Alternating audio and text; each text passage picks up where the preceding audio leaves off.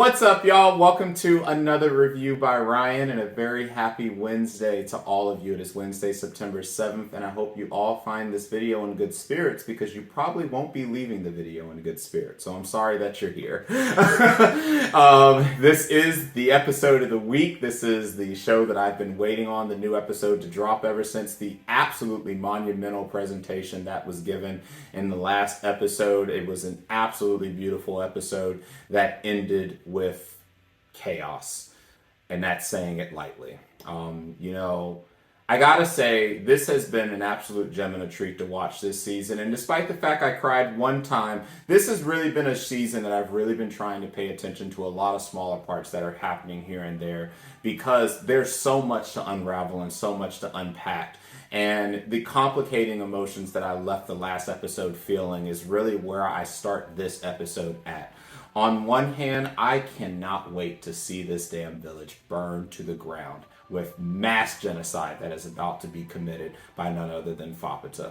But on the other hand, I've talked a lot about the fact, as much as I hate Wazikan and everything, do I believe that what he did was right or wrong? Well, I believe taking anyone's kids, regardless of what any of you wish to say, is absolutely wrong. But I also understand in a situation that there's a difference between being wrong and being the only possible and acceptable thing to do in a situation such as what you're faced with, which is if we don't do anything, we all die. But Fapata's rage is completely understood. Fapata's rage is about to be felt on a large scale. And, I gotta tell you that this entire season has truly painted the picture that needed to be painted about the Golden City, about the foundation of the Golden City. Understanding that, again, Ougonkyou was really the only one, and really Belaf would have been too, that truly stood against the foundation of this village, which is the reason that she ended up being held inside the brain of Itamui to basically be a soul, a gatherer of sorts of the souls that had been lost. And for over 150 years, we now know that's exactly what she did prior to Riko rescuing her out of there, and of course her coming forth towards Wazikan for the first time in so long. But in the last episode, we got to see Reg return with Fapata's arm. We got to see Riko surmise that all of the villagers actually did want to continue exploring, and that at the end of the day, all of the actions that every single person in this village has taken has been in the continued quest of wanting to explore the unknown. And, I've talked a lot about this with my friends, and I've talked a lot about this in some of the deep dives that I participated in, with the fact that the fundamental principle of why people do the things they are is because of the lure of the abyss, because of the beauty and the danger of it, but the human desire of wanting to continue diving deeper and deeper, knowing that the only thing that will greet you at the end of that is death and destruction. And, that goes hand in hand with where we're at right now. We got to see Fapata give this incredibly great speech about the mass genocide that she is about to unleash on this village. Because let's be very clear, this village, the second Fapata, that barrier was blown and Fapata stepped foot inside the barrier, we all said, well, it's been nice knowing all of you. I hope you've all enjoyed your value, and I hope you've all enjoyed the barter system you've had, and I hope you all enjoyed doing these hunts. I hope you've all had a wonderful time playing house inside of Itamui and and everything that she sacrificed, that she did not want to sacrifice but was forced to sacrifice. And I hope you all have had an absolute blast, because Fapata is coming to reclaim it all. And no one's going to make it out of this alive. And so, looking at how they welcomed Fapata into the village, even understanding in one way or another that they are royally fucked, it's a true example of what makes Made in Abyss, the universe that this entire series is based off of. And it's a subject that I continue to hold to and will continue to hold to until the end of time. But the reason I believe that this has to be considered one of my most favorite anime and stories of all time in anime has to do with the fact that this universe has been painted perfectly. I really do believe that the gravity of what's before us, while also understanding the human desire of exploration, when those two things mesh together, you get what happens in this universe. You even get someone like Rico. I understand that I have people who, they're never going to accept Rico making poor decisions, but I'm always going to be on her side because I understand that,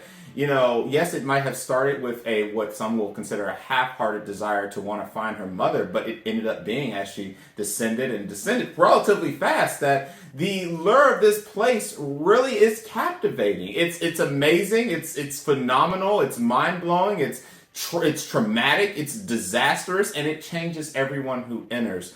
And that even includes Rico. And while I understand that some of you look at some of the things that she does, like, for example, I know that I'm already worried because she made a statement in the last episode that, hey, I really like this place. I already knew. I was like, oh, she's going to try to stop Fapata, and we might actually lose Rico. I actually have not written off the fact that we could potentially lose Rico. Now, I know for the purposes of this plot that would be absolutely insane, but this show has already shown that no one is exempt from being eliminated from this show. And so as we have now made it to this monumental moment, we've made it to the point that Fapata has now entered and she is about to start her revenge against the village. Nanachi has woken up from her slumber, which shocked the hell out of me, which means that shit really is about to go to hell now. And Belaf just looked up at the sky and said, it's time.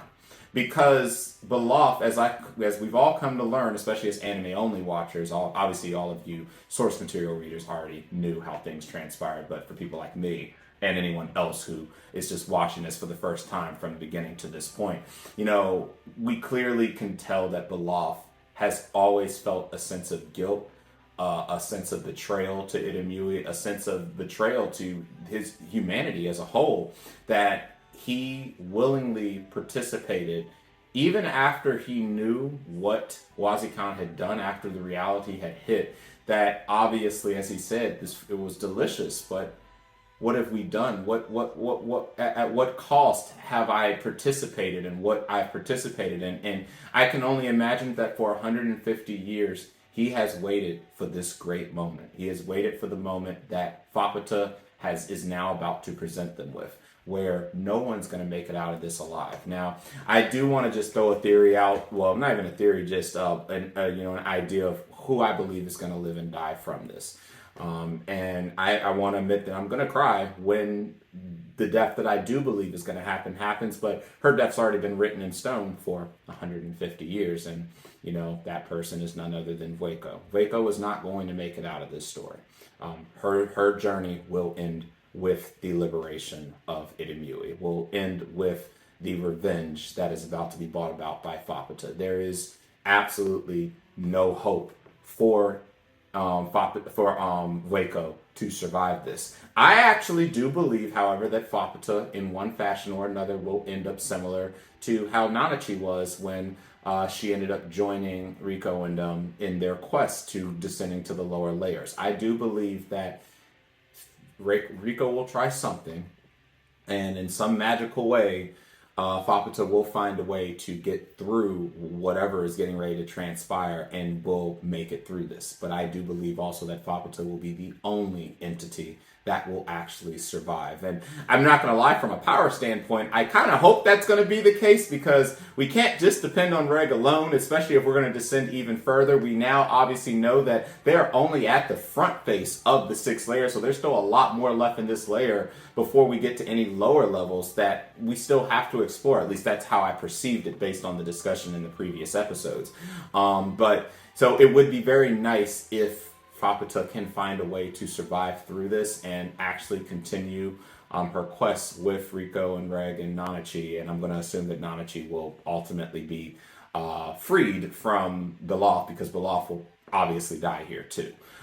So it's going to be sad. And, I've one the two most tragic people in this entire show, outside of Fapata being the child of Itamui, really had, well, outside of, I said outside of the show, at least outside of this season, has truly been Ougonkyou and Itamui. They have not been allowed to rest once.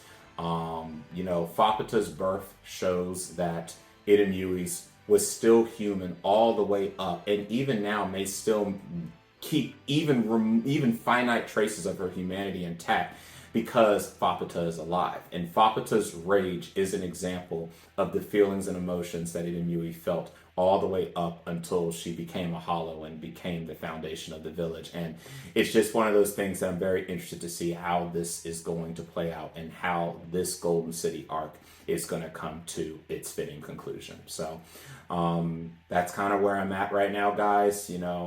We've waited a week, and now it's just time to see what the revelations are going to be and for the revenge to be unleashed. And we're probably going to see a lot of death this episode. So as far as how the rating of the show is going, we did see it go up a few more points. So it is now back up to an 8.78 out of 10 on Mal. Again, putting it in rank 33 as the 33rd most popular show in the history of the Mal platform. And I do expect that to go into the top 30 when the season does reach its conclusion. So we'll definitely see how this all plays out. And with that, I'm just going to go put some eye drops in my eye. I'm going to prepare for whatever chaos is coming. And we're going to watch this 25-minute episode as hell unleashes and Faputa rains down terror and destruction on this village. Destruction that has been 150 years in the making. So I'll do those drops real quick. I'll be right back and we'll get started. All right, guys, and I'm back. And we are going to go ahead and get this episode started. And I see that Mitty is looking at Nanachi and oh boy, I'm not looking forward to this. Let's go ahead and get this reaction started. In 3, 2, 1.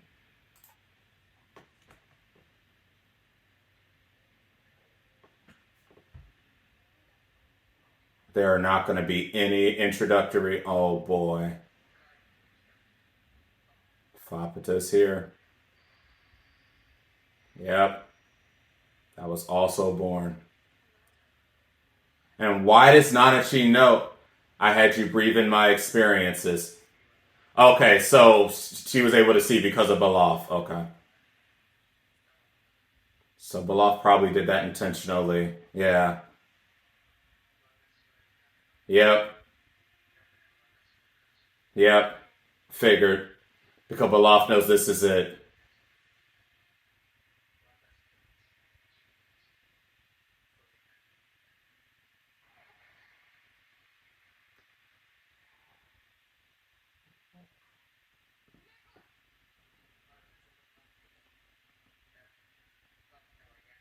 This village is absolutely fucked. Yep. Belaf never planned. He knew that this day was coming. And she gets to keep... Oh, man. Damn, but fucking Mitty is back, though.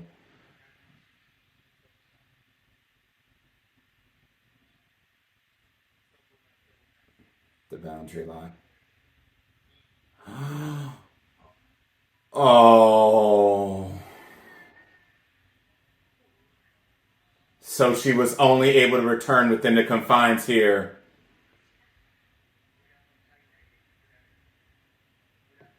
And that was said. Yeah.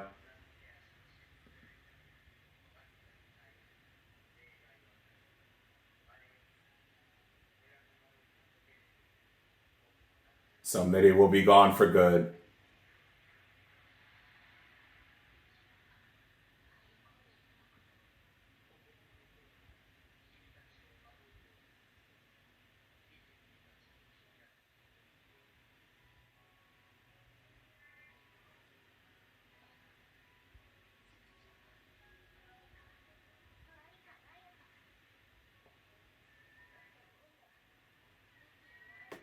I didn't want her to come back like this, though. And now she gotta let her go a second time, bro. Man. We gotta let her go. For good this time.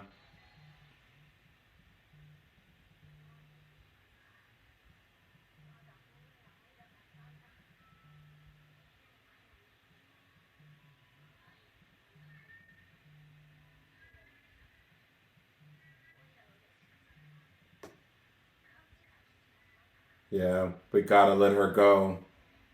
Nope. You gotta let her go again. We gotta move on.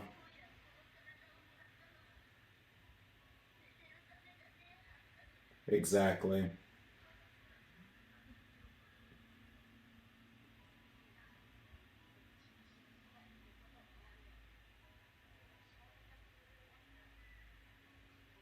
This is her precious. This was everything.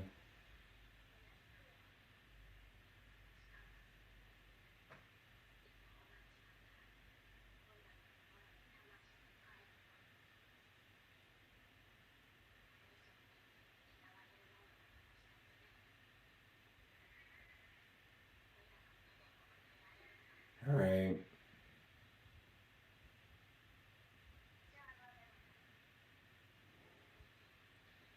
Damn, we gotta watch Mitty go again. Fuck.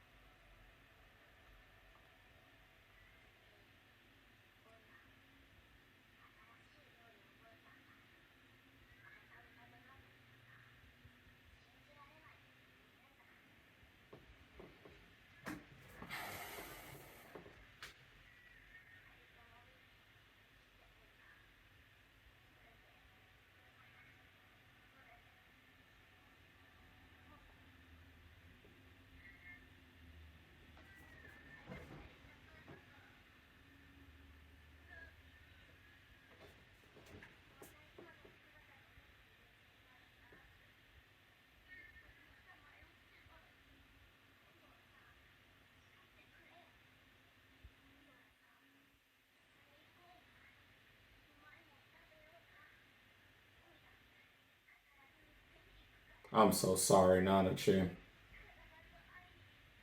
You deserve so much better than to have to go through this again.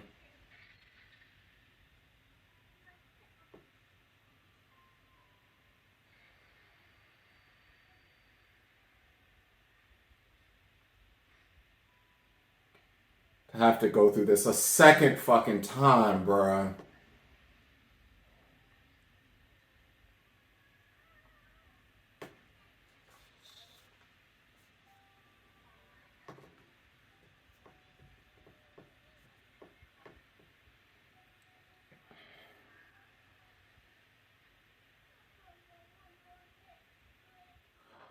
Oh.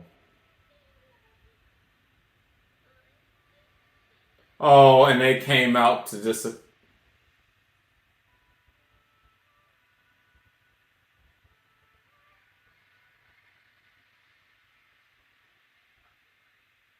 It's time to end this.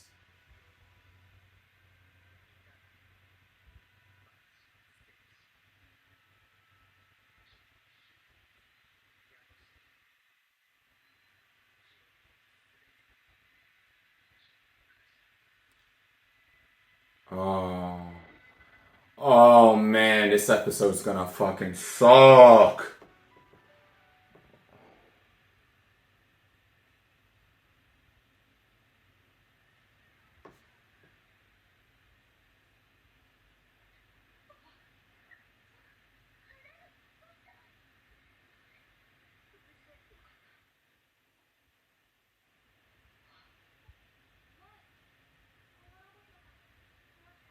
Oh, that was nice. Okay, because I was really worried. But for everyone else.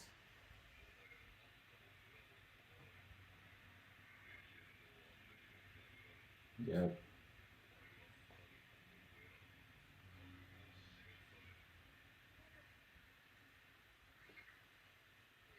And do Rico. There's nothing we can do to stop this though.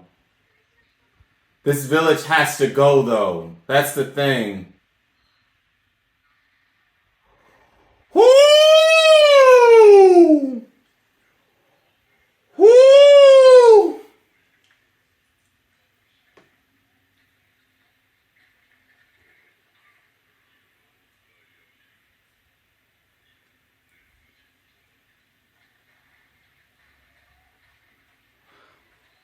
Hold on, Fabio is not pleased, bro. Oh man.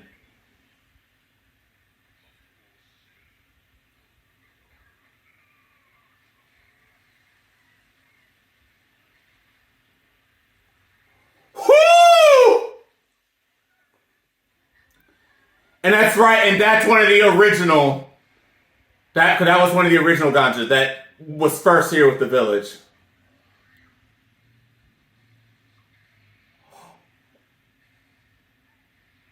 Oh man.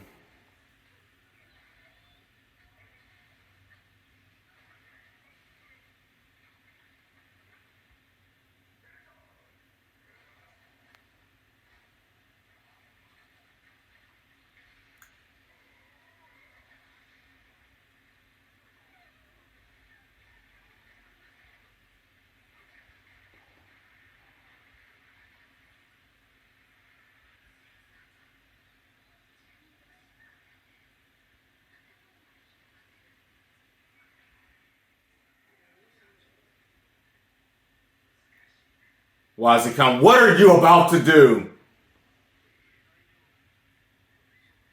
The fuck are you about to do?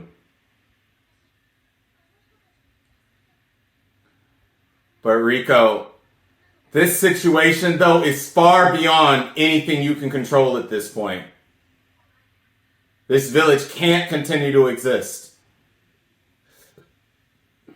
As sad as it is to say that, I'm assuming Reg's the only one, but we'll see.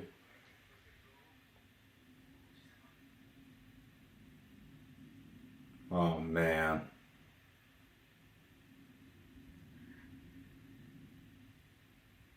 So the fight's really going to be between Fapita and Reg.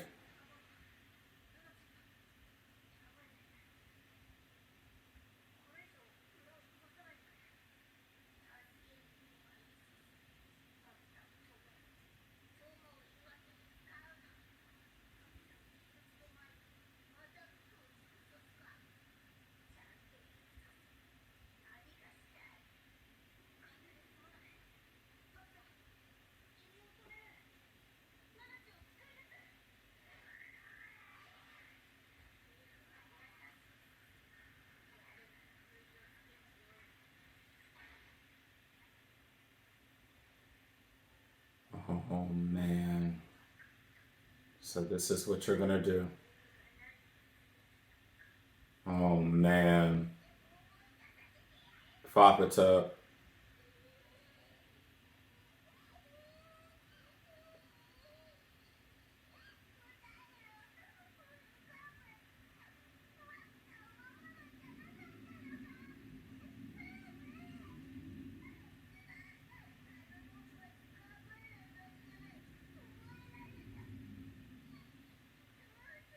Okay, so he found Fapita, which means he had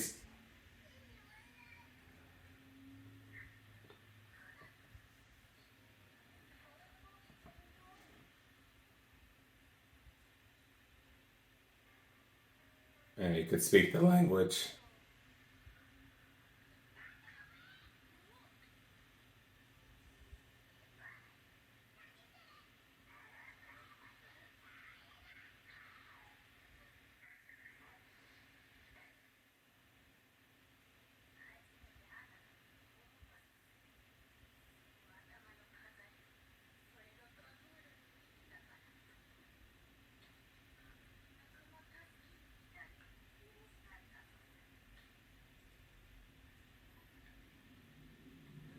Damn.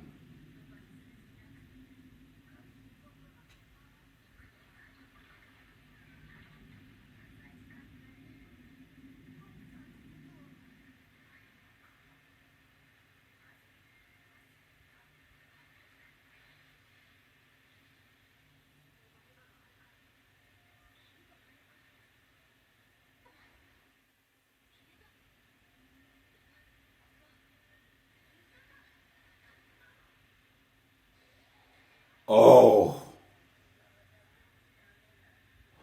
Oh shit. Oh!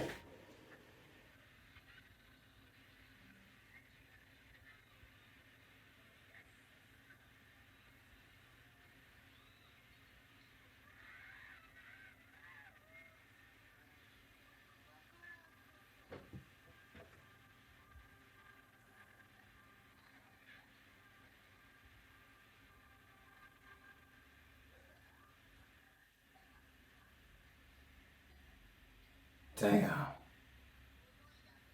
Foppa is not fucking playing.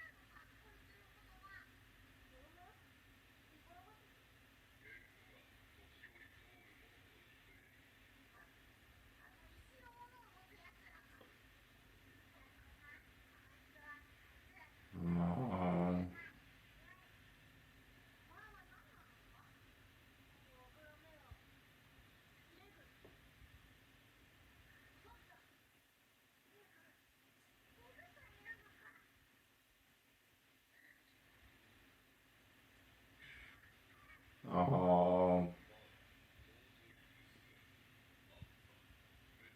oh, wow.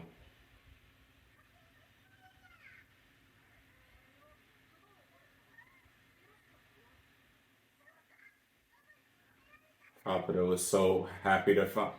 She was so happy to find someone else.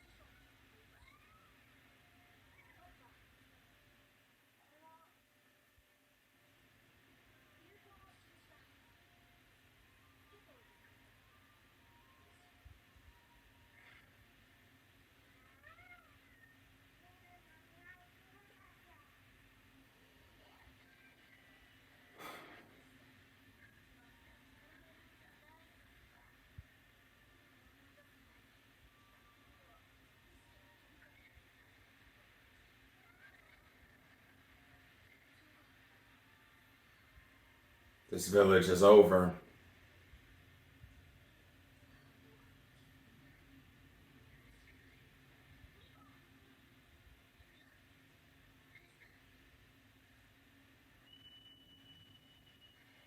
Oh man.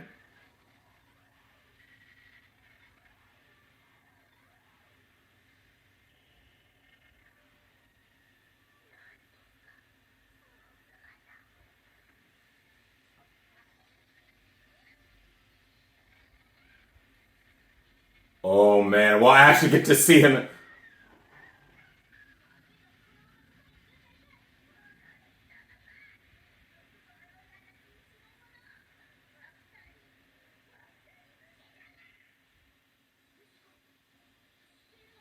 Oh shit. Of course she would.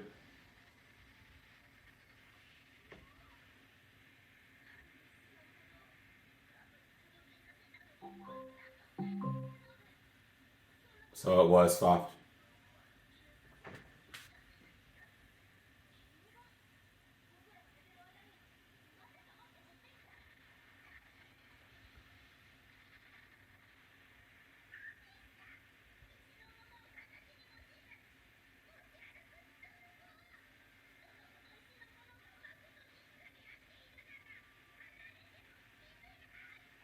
So she did it out of kindness.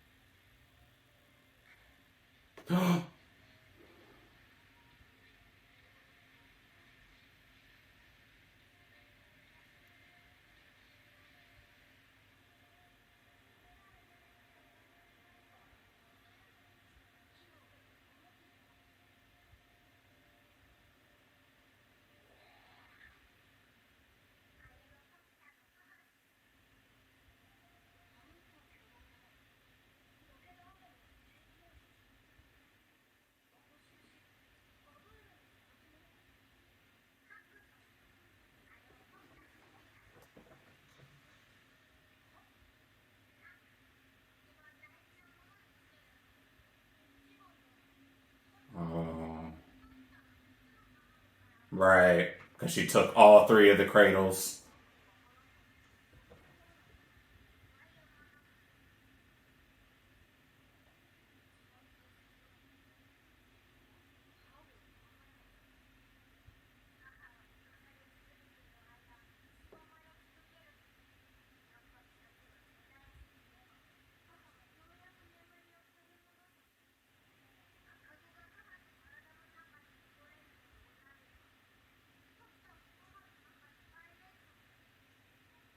The only one that was inside was Waco.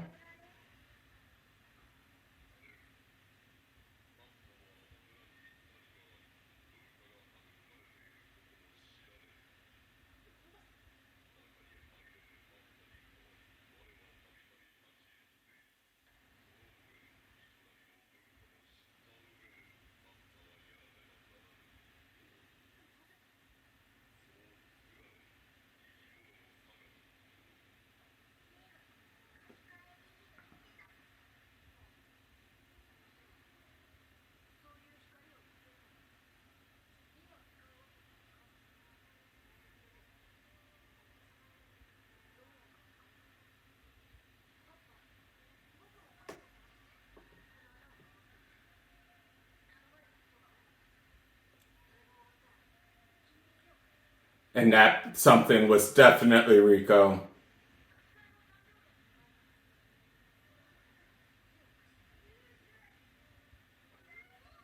Oh. And he didn't remember any of this.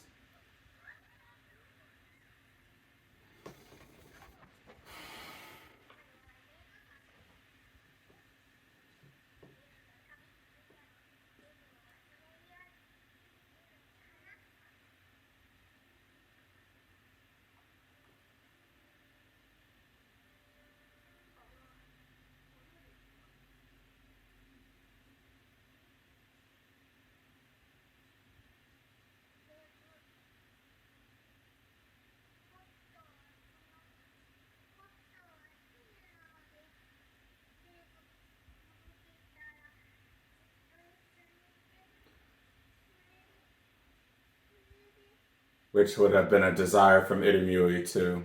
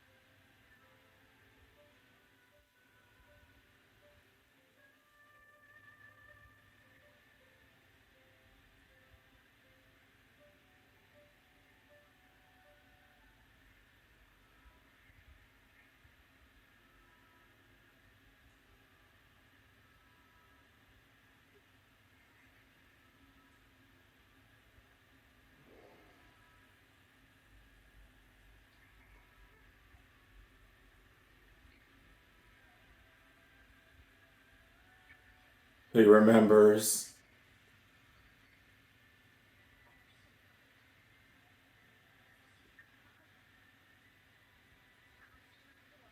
Well, not everything.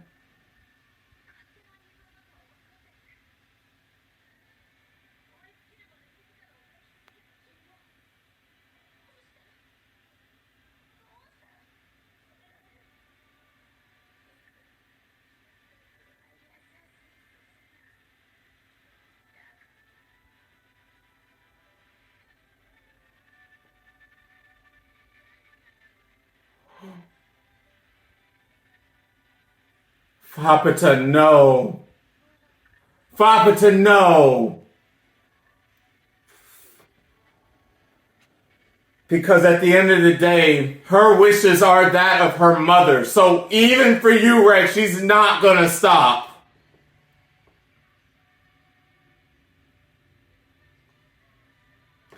Dang. It sucks.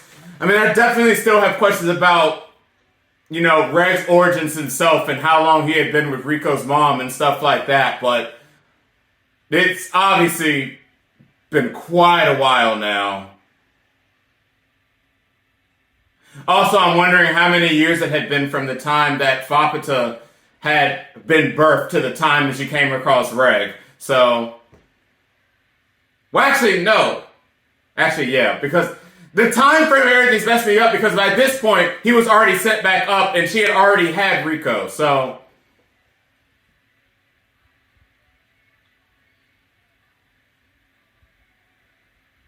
It's a lot to think about.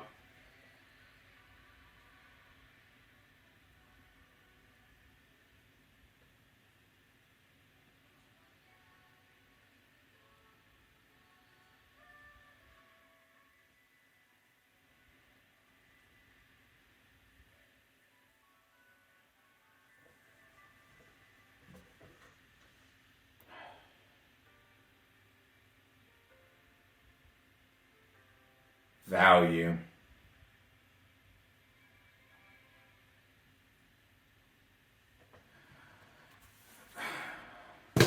Okay, so no crying this episode. I guess they're just gonna save that for the finale. And we obviously got to have quite a bit more of the background between Reg and Fapata. But all right, so this entire episode, obviously several things have been put very clear. The monsters, because at first I didn't know, some people in some of the conversations I were having about the show didn't know if when Fapata was having her speech in the last episode, if the monsters even understood what was getting ready to transpire, if they truly grasped the fact that Fapata was about to end their very existence. I believe they did, but I know some people were like, well, she was kind of not speaking the language and not all of them understand both languages, so they didn't know if they truly understood what was coming. I'm sure a few of them may not have, but I think that lure of Fapata being the princess and being this being of power and just them knowing who she was but not getting to really interact, I think they knew what was getting ready to transpire here, and they pretty much were welcoming it. I pretty much think that everyone here understands that Fapata is going to return things to the way that they need it to be. And as we heard, as we progressed through the episode and we got closer to the end, Fapata was very clear that her mother, there's none of this her trying to save her mother or anything like that. I mean, she is trying to save her mother. She's trying to save her mother in a way that she can finally rest in peace. Because it needs to be very understood. And there were some people in some of the conversations, some of us anime only watchers that I was chatting with in the deep dive I had the other week that believe that there is any level of humanity left in Itamui. That after this is all done and the village is completely destroyed and destroys itself from the inside out, especially with the balancing also participating in this destruction, that Itamui in some fashion would continue to exist. We need to be very clear. Itamui is gone. At this point, once the shell is gone, so will any remaining wishes or hopes or anything that remains of who Itamui was prior to becoming the shell that became the foundation of this village. There is no chances that Itamui can return from this. And there's really no chances of anyone being able to live. I believe that Ougonkyou he's pretty much in a self-destruction stage now, where he understood from the very moment he chose to do what he did to Itamui's children, from the very moment that he chose to use her as that foundation to create this village, from that very moment he knew that this day was coming. And, there are some that believe that he might have another mastermind plan. He might be intending to manipulate the third cradle or whatever that may be. And if I'm being honest, guys, I don't believe that. I truly do believe that he knows this is the end. I think that all of the pillage, the village chiefs, everyone here who was in charge knows that this is the end game. Belaf, he accepted that, and I'm going to assume that Belaf is now no longer here either, that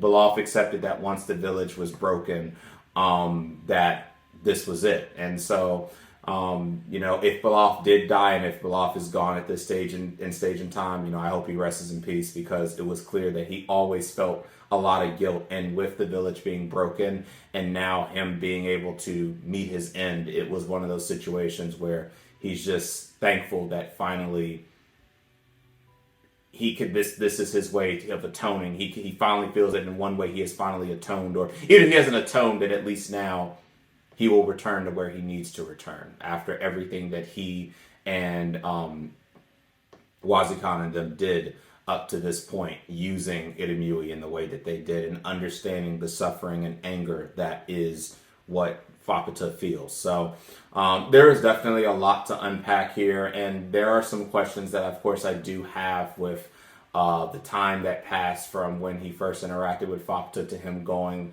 and ascending up, being that he can ascend, of course. And I'm sure that those answers will come in the 11th and inevitably the 12th episode, which, of course, will be the 1-hour season finale. So, as far as everything that did transpire in this episode, though, it's Nanachi can't catch a fucking break, guys. I mean, Nanachi continues to have to go through this. And the fact that she accepts that there will probably be a time that she will have to see Midi again, it's just so crushing, because I think that feeds into the not only just the lure of the abyss, but what the abyss actually does. That it is a wish granter of sorts at the end of the day, and that once you do get all the way to the very end, the abyss can pretty much grant anything that you want. At least that's what it seems to be here. That's why down in this lair and in this village, Belaf was able to bring Midi back in the fashion that he was able to, even though it was absolutely horrible that that's what he did, but that it is possible. Anything is possible down here.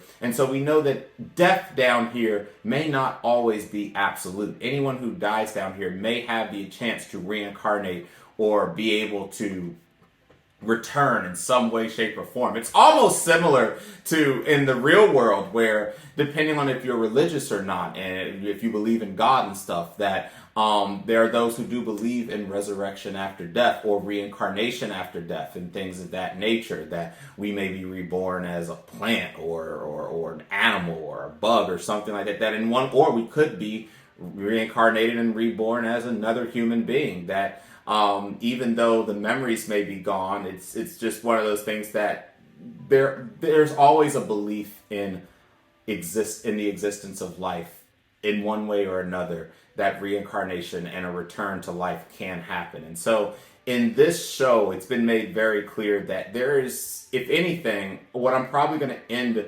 off this season being is that there is still so little that we actually understand about the abyss. And the way that it's been portrayed has been both of beauty, of strength, and of terror. And it's just one of those things that for every time we get a question, we get an answer to a question, I end up with 3 more questions, and I end up sucked in and really wanting more answers. And that's pretty much where I'm at the end of this episode. There's so much that I want to know, and so much that still has not been said yet. And it's just, I just want an ending that is proper for everyone who is here. Even for someone like Wazikan, he did what he needed to do for his people. And he knows that the consequence of that will be the death, inevitably, of him and his people. And it's unfortunate, but this is the way it has to go. Fakuta's rage has been 150 years in the making, and even though I did feel that Greg was going to try to, once he got up, he was going to try to do something to stop the rage, I just don't think there's much we can do at this point. So I think one last thing I want to say is, y'all heard me say at the beginning of this reaction that I believe that Fakuta will find a way to live through this. That may not be the case. I may just have to accept that everyone that is present here will probably die, with the exception of Reg and them. Because anyone who is linked to Mother in one fashion or another, including the child of Mother, Mother being Itamui, that the only answer to all of this is the death of everyone that is involved with this village, including the very child that was born from Mother, the very last child. And it's just a tragic situation. And I know that when these revelations do play out in the 11th and season finale episode, it's going to be a very sad day, and a day that will have been 150 years in the making, a long time coming. So So yeah, I know my thoughts this time around were a little bit more all over the place, and I think I started talking about one thing and then kind of went off to others, but this episode definitely left me in a lot of thought, and I'm just very interested to see, what's going to end up playing out, especially now that we saw that Fapata is going to try to basically take out Reg, I'm assuming, since Reg is a very kind soul, as she said, and is a soul that she truly cherishes, but she also understands that her emotions and her rage for what they did to her mother has to take precedence over any feelings that she has for Reg. So that's my reaction, guys. And, please, as you guys, I know I didn't respond to everyone's comments in last week's episode and in some of the other platforms that I'm posting this reaction in, but please talk to me about how you feel about this episode. Was it a good episode? Were there things that, especially if you were a source reader, were there things that you would have liked to see more of? Do you think this was perfect? Please feel free to disclose your dialogue about how you felt about this. Again, I do ask you and beg you, do not spoil anything that happens after where this episode ended. Please, please, please, please, please. You guys have been doing a great job talking with me in all the different platforms I'm in and doing a great job not spoiling. I know that some of my confusion the answer to some of my confusion is gonna come as the finale comes, but please just do your best to talk to me about the episode without spoiling anything from the source. So that's it. That wraps up my reaction. Thanks for watching. If you guys did like the reaction, please consider liking the video and subscribing to the channel. And if you want to be one of the first to be notified when a new reaction becomes available, hit the bell icon. Obviously, I know there's going to be some answers that I'll probably get, because as soon as I get out of this, I'm going to be going into my deep dive in about an hour.